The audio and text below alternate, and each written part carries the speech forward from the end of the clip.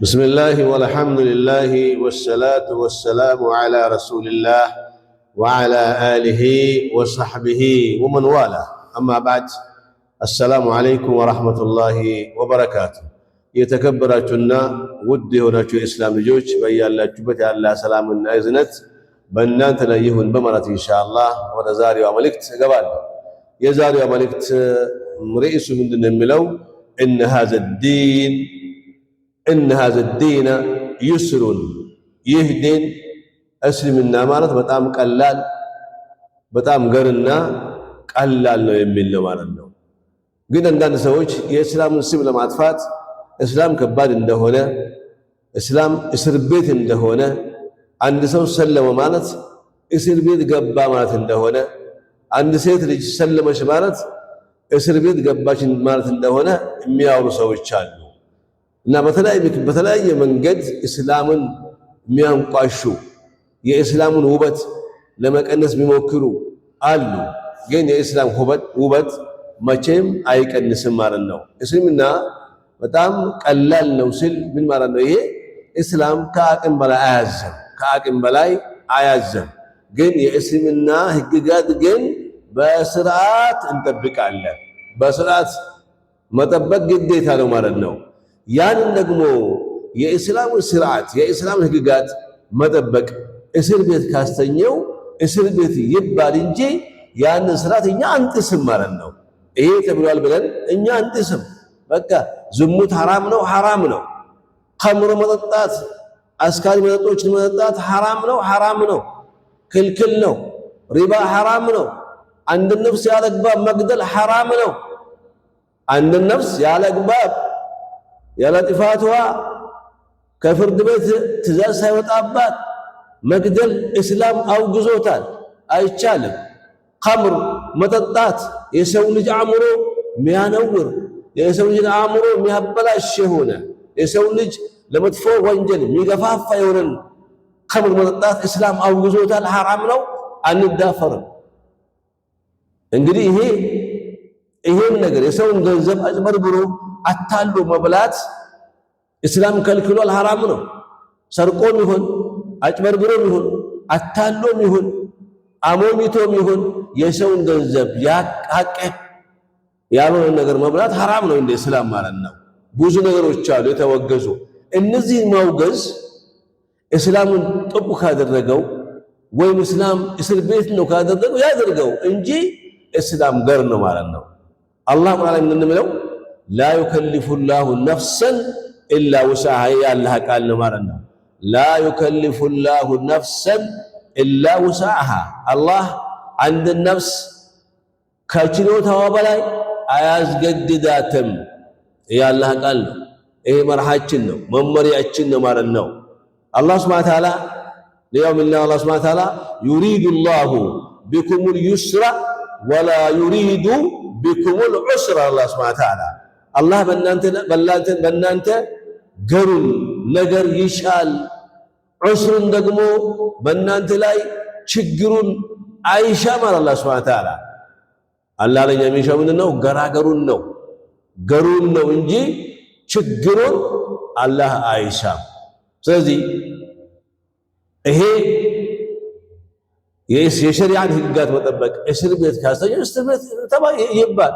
ይሄ እኮ ሐዲስ አለ። ነብዩ ሰለላሁ ዐለይሂ ወሰለም ምን አሉ? አልዱንያ ስጅኑል ሙእሚኒ ወጀነቱል ካፊር አሉ ነብዩ ሰለላሁ ዐለይሂ ወሰለም። ዱንያ ማለት ለሙእሚን እንደ እስር ቤት ናት አሉ፣ ለካፊር ደግሞ እንደ ጀነት ናት አሉ። ምን ማለት ነው ይሄ? ትርጉሙን እስኪ ንገሩኝ። ትርጉሙ ምን ማለት ነው? ሙስሊም ሙእሚን እንደፈለገ መሆን አይችልም ማለት ነው። ነፍስያውን ተከትሎ ስሜቱን ተከትሎ የፈለገን ሁሉ ማግበስበስ አይችልም። ገደብ አለ። ያን ገደብ እኛ እንጠብቃለን። ሐራም አለ፣ ሐላል አለ። አልሐራም በይን ወልሐላል በይን አሉ ነብዩ ሰለላሁ ዐለይሂ ወሰለም። የተከለከለውም ግልጽ ነው፣ የተፈቀደውም ግልጽ ነው። የተፈቀደውን ስሩ፣ የተከለከለውን ራቁ ተብለናል ማለት ነው። ይሄ ነው የእስላም ህግ ማለት ነው።